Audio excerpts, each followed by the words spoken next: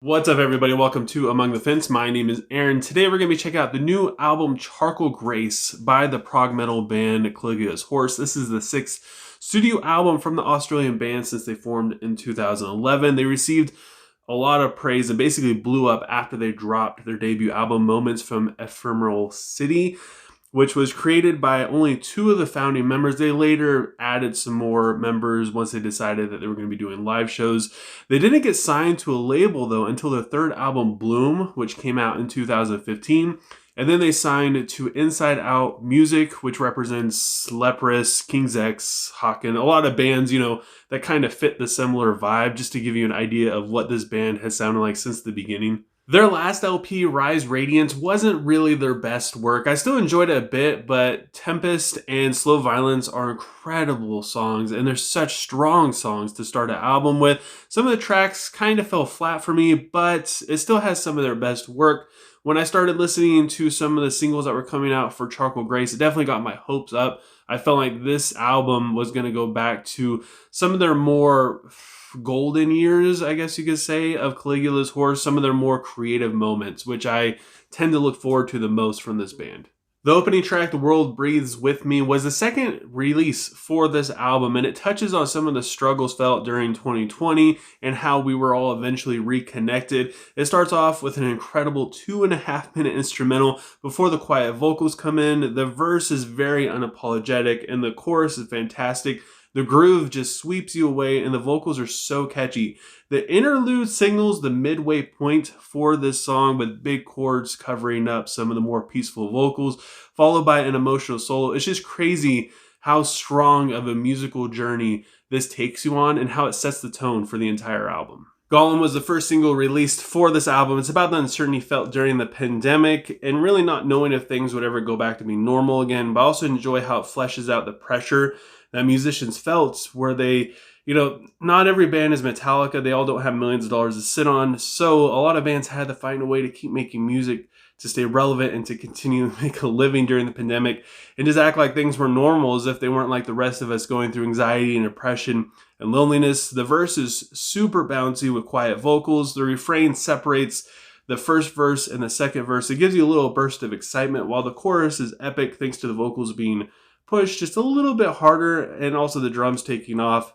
The second chorus is peaceful and completely different with a slower groove, but it does go back to being a little bit more exciting the third time around.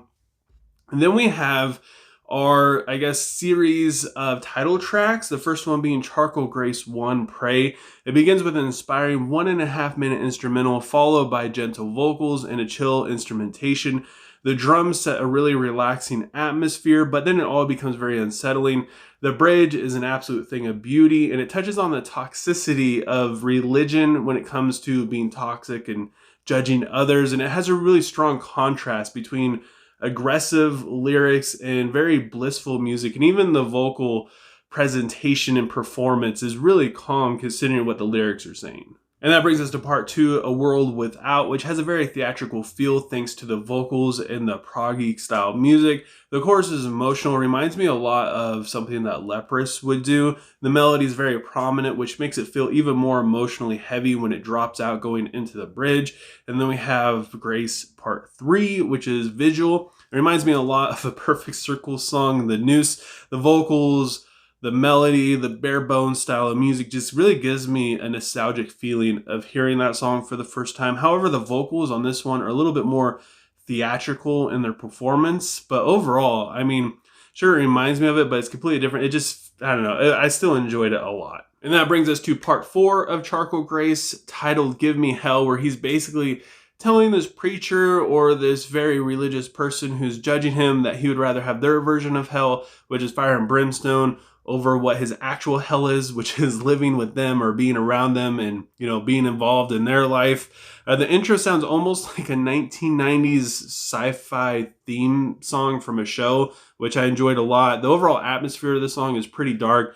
The pretty music is basically the same thing all the way out through the chorus. However, he does jump the octave, which makes it stand out a little bit more. I really enjoyed this song's progression and the story's progression throughout all 4 of the songs.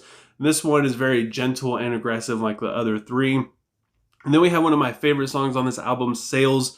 he's basically found a way to break free, and he's learning how to navigate this world and release his past of, you know, people judging him and stuff. At least that's kind of what I got from it. The music is extremely peaceful, and it really gives this feeling of sailing on tranquil seas. And keeping that sort of theme going, the next song is The Storm Chaser, which has a fantastic drum section and bass line in the verse. Everything really comes alive in the chorus, and it really feels like you're entering into a storm. It's really cool how the chorus keeps changing each time lyrically to keep the flow going.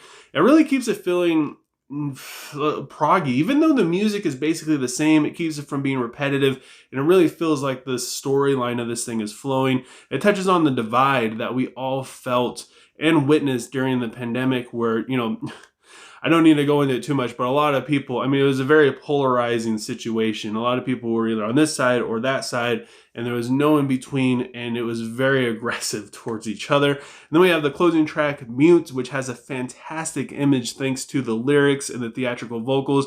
There's a lot of hills and valleys in this song. One of them has what sounds like maybe a flute playing, and it pops up again, which is a pleasant surprise. It has a rapid buildup as it goes into one of the most intense, dizzying moments on this entire record, with thick chugs and very high vocals, again reminding me a little bit of Leprous. They managed to connect a lot of different emotional sections and really strong pieces of music together brilliantly to make for a very climactic closer for this album. I absolutely love this album, especially for the story it tells, and especially even more so in the Charcoal Gray series, where it really holds your attention all the way through, and it feels very progressive. A lot of times bands, when it comes to making different series of songs, whether it be, you know, 2 or more parts, a lot of those songs can feel like they're just saying the same thing that they did in a past song, and you don't really get that sense. They definitely separated it, and it feels like it's moving along, and it keeps the album flowing as well. And speaking of progression, the music in this is absolutely brilliant, of course. It does have its moments where it pops off, where, you know, it's a little bit more exciting, but for the most part, it's pretty calm, and it doesn't stray too far away from that relaxing atmospheric theme. Sometimes the songs do sound a little bit of the same-ish, but that's just because they have the proggy style going on, and they have the overall, like, the overlapping theme of this entire album. I only really felt that way when I was getting more caught up in the music. I can understand why a lot of people wouldn't really care for the slower parts, because, I mean, they are pretty long. Some of these songs are, you know, over 10 minutes. So because of that, I feel like a lot of fans might get a little bored, start yawning through some of them, but otherwise, for me, it was able to hold my attention pretty well. So with all that said, I gotta give Charcoal Grace by Caligulas Horse an 8 out of 10. But I want to know what you guys think. I know it's been like, I don't know, a month since this album came out, but that's how long it took for me to really dive into it and review it and flesh it out, because it's very long and very deep. So leave a comment below letting me know what you thought. Let me know what you rate it and what your favorite song is. And if you enjoy this video, don't forget to give it a like. Doing something as simple as that helps out so much with YouTube's algorithm. And of course, if you want to help support me and my channel further, don't forget to subscribe and ring the bell icon. Doing any of those things helps me out tremendously, and I appreciate it, and I appreciate you more than you could ever imagine. And I hope you have a good rest of your day or night whenever you happen to be watching this, and I will talk to you guys next time.